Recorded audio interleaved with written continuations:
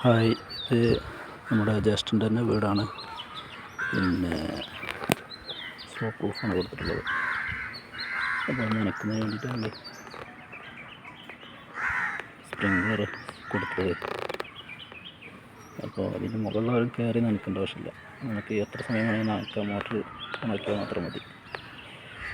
അപ്പോൾ അങ്ങനെ ചെയ്തിട്ടുള്ളൊരു സംഗതിയാണിത്. ഇത് നനയ്ക്കുമ്പോൾ ഉള്ളൊരു വീഡിയോ ഞാൻ തരാം, കാണിച്ചു തരാം.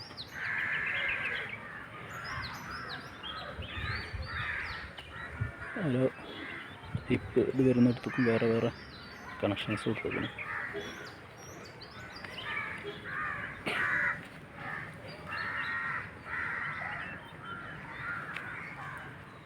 ഇവിടെ അങ്ങനെ അങ്ങോട്ട് ഫുൾ